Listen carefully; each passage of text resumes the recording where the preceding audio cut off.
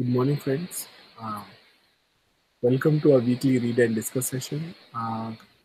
This week we are going to read summary of the book Daring Greatly, How the Courage to be Vulnerable and Transform the Way We Live, Love, Parent and Lead by Brené Brown. So, starting with one of the quote, perfect and bulletproof are selective, but they don't exist in the human experience. Rather than sitting on sidelines and hurling judgment and advice, we must dare to show up and let ourselves be seen. This is vulnerability. This is daring greatly. Brené Brown. Who is Brené Brown? Brené Brown is PhD, LMSW in research professor at University of Houston Graduate College of Social Work. He has spent the last past decade studying vulnerability, courage, worthiness, and shame. Brené is a nationally renowned speaker and has won numerous teaching awards, including the College Outstanding Faculty Award. Her groundbreaking work has been featured in PBS, NPR, CNN, The Cathy Show, and the often praised Super Soul Sunday. Her 2010 TEDx Houston talk on the power of vulnerability is one of the most watched talks on TED.com with over 12 million views. She gave the closing talk listening to the shame at the 2012 TED conference in Long Beach. Rennie is the author of number one time bestseller Daring Greatly, How the Courage to be Vulnerable Transform the Way We Live, Love, Parent and Lead. Um, she is also the author of the New York Times bestseller The Gift of Imperfection 2010, and I thought it was just me 2007.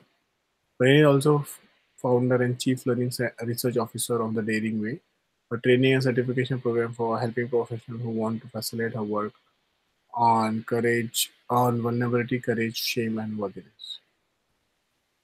Introduction. Daring Greatly is a profound read for leaders of all kinds. Whether you are a parent, educator, or CEO, you are in a position of leadership as and as such have the ability to be catalyst for great change. In order to live our best lives, be the best we can be, and impact those around us in a positive manner, we must be willing to be vulnerable. Vulnerability, in the case of Daring Greatly, is the key to unlocking the transformative change, not only to the way we live, but the way we parent and lead. It is in vulnerability that we look into the deepest part of ourselves, discover what about the way we live in standing in a way, and make transformative change in order to begin living the life we not only desire but deserve. Daring Italy works to find answers to the following questions. What drives our fear of being vulnerable? How are we protecting ourselves from vulnerability? What price are we paying when we shut down and disengage? How do we own and engage with vulnerability as we start transforming the way we live, love, parent, and lead? Chapter 1, Scarcity. Looking inside a culture of never enough. What is scarcity? Scarcity is overwhelming feeling of never enough. It is a place where everyone is overwhelmingly aware of his or her shortcomings and areas where they are lacking. It is a space where we live in comparison and competition with others. We spend time calculating what we have and don't have and what we still need to acquire. One thing that makes scarcity so devastating and self defeating is that we are often comparing our lives to fictional accounts of what we believe other lives are like. What is the opposite of scarcity? What are we aiming for? The opposite of scarcity is not about abundance or attaining more than you could ever imagine.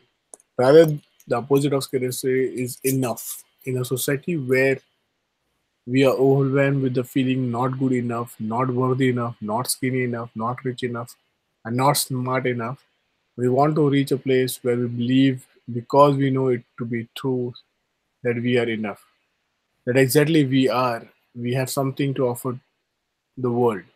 Vulnerability is the key to getting there. Chapter 2, debunking the vulnerability myths. In order to live belief, which is to say that we are living in the culture of enough rather than scarcity, it's necessary to unmask the myth that stand in the way of being vulnerable. Four myths of vulnerability. Vulnerability is weakness. The argument is often made that vulnerability equates to being weak, with the weakness often being viewed as unfavorable. It is avoided at all costs. However, at its core, vulnerability is the act of feeling. Everyone feels. It's a part of living. So, to say that vulnerability is weakness is to say that feeling is weakness. This is a dangerous path to go. In order to live the lives we desire, we must not shy away from feeling, for feeling means we are alive. I don't do vulnerability. Second, often linked to profession or gender, it is here the practice of being vulnerable is dismissed. Dismissing vulnerability is to avoid it. When vulnerability is avoided, is often done so through engaging in behaviors that are not representation of our authentic self, the person we want to be. The vulnerability is life and it cannot be opted out. Vulnerability is letting it all hang out. The myth is centered on the belief that vulnerability means sharing a personal struggles, trials, tribulation with every person we encounter. That is required an uncomfortable level of transparency. This is not easy. Instead, being vulnerable is to share our lives, our stories with those who have earned the right to hear about them. It is rooted in relationship of trust. Fourth, we can go it alone. We can go it alone. Going it alone is held very high regard in a society. Pride is taken in the ability to be able to fend oneself, take care of all the issues at hand, and anticipate what is ahead and no outside assistance. However, vulnerability is not the place to go it alone. Support is needed in order to practice vulnerability. I'll stop here. We're going to go next.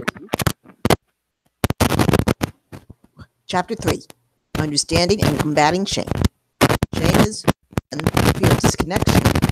2, the intensely painful feeling of experience of believing that we are flawed and therefore unworthy of love and belonging. 3, shame is something we all experience. 4, shame is a real pain, and despite what people think, emotions can hurt. 3 things you need to know about shame. We all have it. We're all afraid to talk about shame. The less we talk about shame, the more control it has over our lives. Shame tapes, also known as the gremlins. Shame tapes are the dialogues that we have with ourselves. They are the repetitive internal messages that play over and over again, telling us that we are not enough, we are not worthy, and we are not capable. When beginning to feel vulnerable, our gremlins act up and begin to tell us all the things that we are not. Ninja warrior training, combating shame. In order to combat the gremlins, we need to train ourselves to combat shame.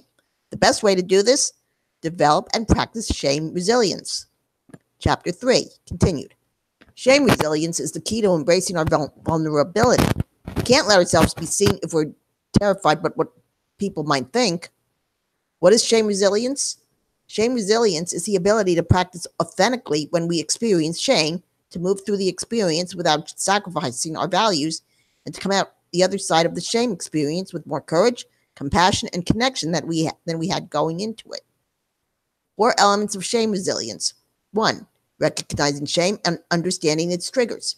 It is important to know when you are in the midst of shame. You have to take the time to feel it, work your way through it, and figure out what triggered it. If you can develop a strong sense of what triggers your shame, you will be able to better avoid situations where it exists. 2. Practicing critical awareness. It is important to look at shame critically in order to help put it into perspective. Is your shame realistic, attainable, based on what you need in comparison to what you think others expect from you? Practicing shame resilience means acknowledging shame for what it is. 3. Reaching out. Here you need to own and share your shame story. Empathy cannot be experienced if you are not connecting with others. 4. Speaking shame. Say it out loud. Do not hide in your shame and allow it to take hold. It is necessary to talk about how you are feeling and ask for what you need in order to combat the shame you are experiencing. A sense of worthiness inspires us to be vulnerable, share openly, and preserve. Shame keeps us small, resentful, and afraid. 64.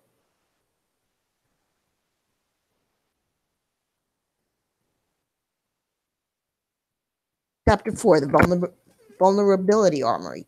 Vulnerability is scary. For this reason, people spend most of their time shielding themselves from it.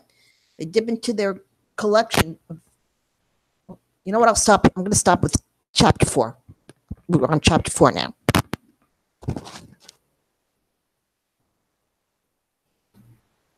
Are you finishing chapter 4? No, I'm going to stop. We're at the beginning of chapter 4 now. Okay, you stop now? Yeah. Okay, chapter 4, Vulnerability Armory. Vulnerability is scary for the reasons people spend most of their time shielding themselves from it. They dip into their collection of vulnerability arsenal and pull out one of the three most common forms of vulnerability shields: foreboding, joy, perfectionism, and numbing. Shield number 1, foreboding, joy. Here we see a fear of experiencing joy. Living in a world of scarcity leads us to make a connection between joy and vulnerability. By allowing ourselves to experience any form of joy, we're making ourselves vulnerable. So when we feel vulnerable in joy-filled situations, we begin to dread joy's counterpart, pain. So to lessen the dread of what we view as an impending disaster, we are cautious about allowing ourselves to experience joy at all. If we spend time preparing for the worst, we believe we'll never be disappointed. Shield number 2, perfectionism. Here we see the existence of the belief that if we can do everything perfectly, we will never experience shame. There is vulnerability in feeling imperfect. It comes back to the worry and wonder of what others think. Shield number 3, numbing. Numbing is the embracing of whatever tactics works to lessen the pain we experience around discomfort and pain. However, it is ever more detrimental because it doesn't just work to deaden all the painful and difficult situations. Numbing vulnerability works to dull the positive experiences as well. If we are, along the way, numbing joy, belonging, and creativity and love. Combating vulnerability shields. However, there are ways to combat these shields. We get there by daring greatly. 1, daring greatly to combat perfectionism, practicing gratitude. Gratitude is an antidote to the foreboding of joy. When you take time to be grateful for what you have, you cannot focus on all the things you don't have or worry about the impending doom of what could be. Gratitude leads to feeling of joy, as it is the way that we engage is a practice of enough. Daring greatly to combat perfectionism, appreciating beauty of cracks. In order to move away from the perfectionism, there must be a change in thought process from what will people think to I am enough. Living in a culture of enough means embracing the things about yourself, even the imperfections. Daring greatly to combat numbing. Setting boundaries, finding the true comfort and cultivating spirit. In order to combat numbing, one must learn how to actually feel their feelings. They need to stay aware of the numbing behaviors that they engage in, and they need to learn how to lean into the discomfort of vulnerability and hard emotions that come along with it rather than find security of the comfort of their shields. Chapter 5, Minding the Gap, Cultivating Change and Closing the Disengagement Divide. Why do we disengage? We disengage as a way of protecting ourselves. When we feel that we are getting into a space that is too vulnerable or a space that is full of shame, we disengage. Disengagement is also seen when we believe that people who are leading us, bosses, teachers, religious leaders, parents, or politicians, are not living up to their end of the bargain. Without strong leadership, disengagement arrives. What is the disengagement divide? The disengagement divide is a gap that is present between our our practice values and our aspirational values. Practice values, the things that we actually think, do, and feel. Aspirational values, the things that we want to think, do, and feel. Minding the gap reminds us to pay attention to the space between where we're standing and where we want to go. I think I can stop here. Yeah. Sure.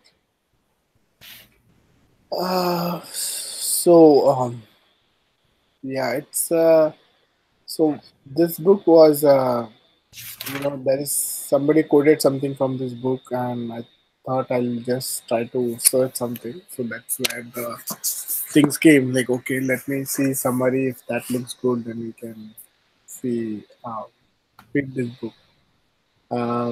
So far, so looks okay to me. I mean, it's very hard things. For example, the vulnerability, like making yourself vulnerable is one of the tough thing. In the sense that coming out vulnerable is not looked upon as a great thing. Yeah. Uh, then in case of leadership or some, a lot of, at least I think, like if you show some vulnerability, some people will exploit it, something on that front. So I think we try or hide ourselves as much. I mean, try and hide our vulnerability as much as possible. One and the other thing is definitely the shame. I mean, shame is like we don't want like to be in that spot, and it's a little tough thing in the sense. Uh, that feeling is a very weird.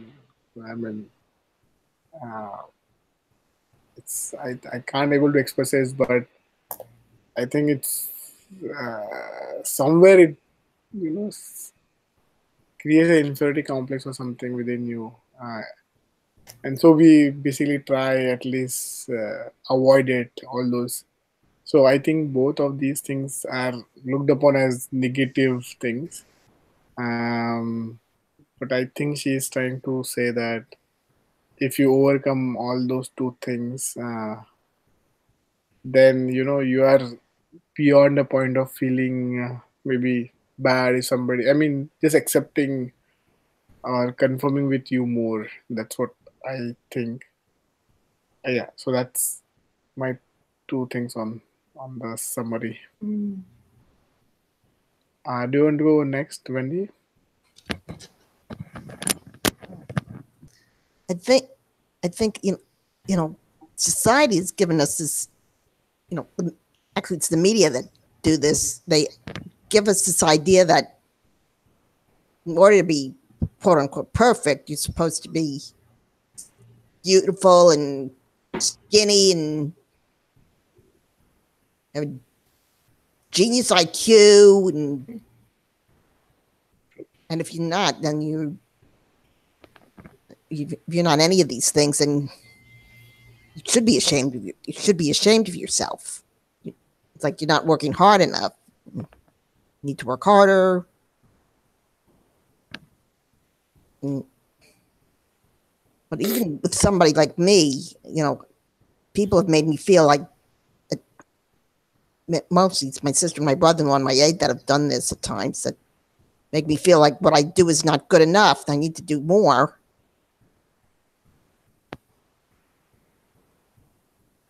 Actually, that's my sister and brother-in-law that have done that at times, and my aide makes me feel like I'm, she treats me at times like I'm not human because I'm in a wheelchair. Some people have done that at times. They focus more on the wheelchair than the person, and it's really annoying. But that's it. Okay, thanks. Yeah, this idea of shame in Chinese is very different. I'll just say that in Chinese, sometimes they say, you have no shame. It kind of means you have no integrity. you have no more morals. But here, this shame, I think, is a more psychological, and is feeling like the person is flawed. So that, which leads to the sense of that you have to be perfect. You know, you're only flawed if perfection is the goal. But if we're all imperfect, then we're all we're all beautiful, even though we're not perfect. And I think the other thing in American cultures, they kind of focus on that a bit, is that there's so much open value, I guess formal value to, the great man who does it alone. But really, when you really look at it, they don't do it alone. They have a whole support system. Like even the pioneers who came over and created the farms from the raw land, they got a lot of government subsidy. So nobody really does it alone. So I think this idea that we all have a certain amount of shame,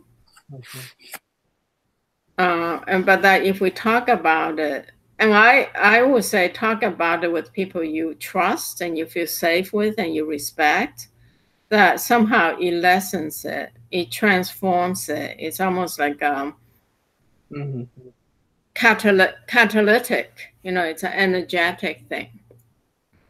And so I think like these, even the three of us just talking over the years, we got to know a little bit each other a little bit. We feel closer, and we can open up a little bit, and there is a sociologist, his name is Zimbardo. I think Philip Zimbardo. He did a lot of work that's very interesting, that in a certain degree of the working with strangers, there's a different kind of intimacy, because you don't have to carry who you are in your normal social circles into this different circle, so that actually there's a bit more opportunity to share. So I think that sharing is a very important, very key point. It's in the sense that sharing is synergetic. It increases the energy of the system from what each individual us have to a larger amount of energy. That's the definition of synergy, that the energy available to the whole system because of the combination and the interaction is greater than the sum of energy of individual parts. And I think that's from both Aristotle and Buckminster Fuller. So I think when we share, when we talk, is that we create a synergy experience. And out of that, the process of accepting ourselves, seeing ourselves as beautiful, and then being able to reach out for help becomes more doable. So I think talking about it with people you trust, for me, is a key lever that opens things up for us when we're feeling ashamed or vulnerable.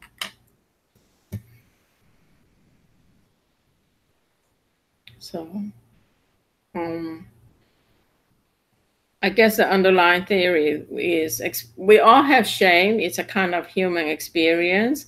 But like Wendy says, in America, it's exaggerated by our core value of the pioneer man, the do-it-alone, the self-made man, and also the social media's competitive derivative of you have to be so good or else you're a loser kind of mentality. I think the way to combat that is these practices of accepting ourselves, reaching out to others, and creating a sharing experience. And I was going to say one more thing. I forgot. Compassion. Yeah, yeah, that's it. And there's one more thing, but it slipped out of my mind. Oh, I know. In Japanese art, in Japanese lifestyle, there's this concept called wabi sabi. Okay.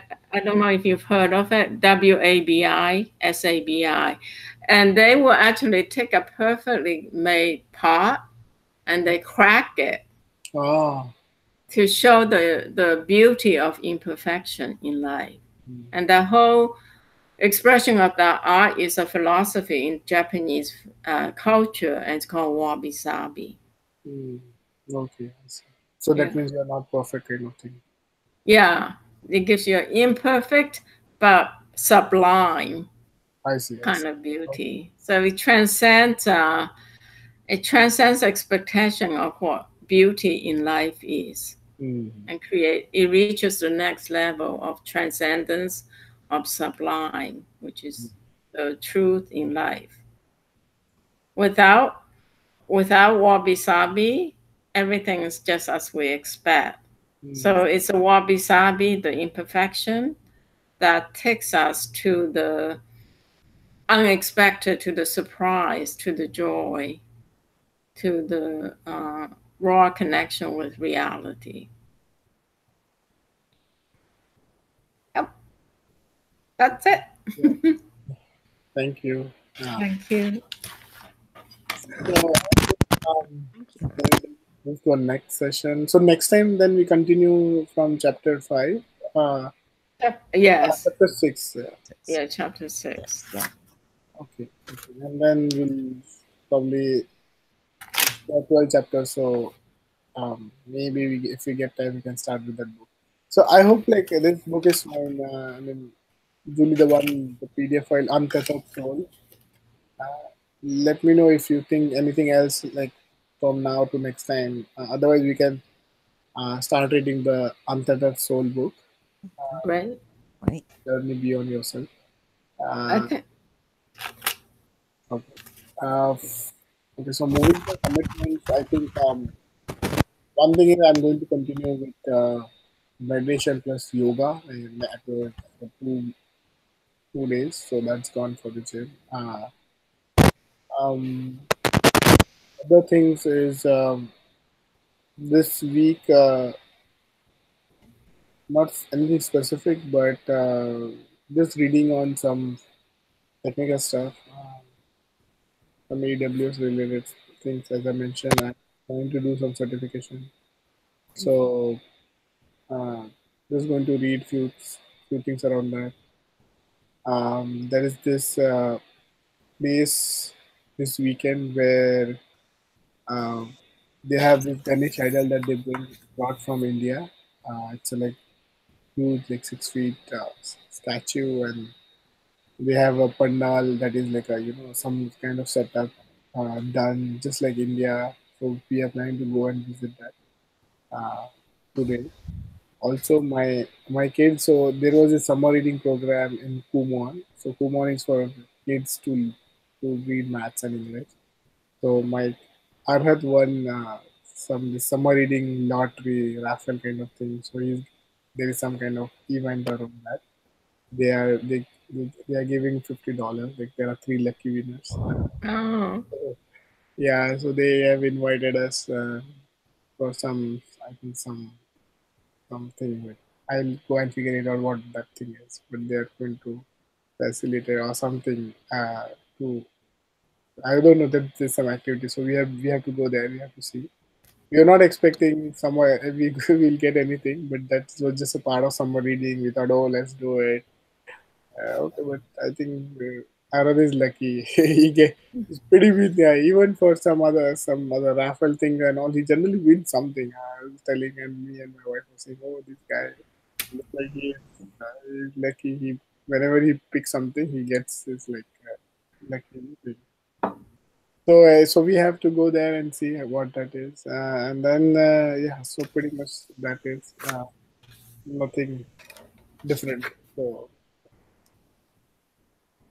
where to go next, Pindy? Well, my life is gonna calm down. Should calm down now. I'm sure my sister will come sometime this week.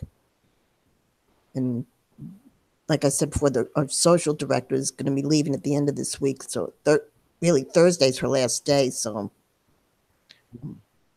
but I'm sure we'll do the yoga. And I just keep up with my exercise and my studying and all that stuff. And that's it. Okay, so I'm going to continue to send that wedding. The wording is hard, but send the wedding card to my son. I'm going to read about Medicare benefits. I'm going to continue to read the book from fatigue to fabulous. And this Tuesday, I'm facilitating a meditation on breathing. And I think I'm going to do it on Hara breathing, which is it's kind of like Mula Bandha. I don't know if you have done Mula Bandha, but it's all about bringing energy to the body and then grounding the body. So there's it's not exactly identical, but it looks like very similar to Mula Bandha. So I think that's what I'm going to do. That's it. Cool. All right. See you next week. Mm-hmm.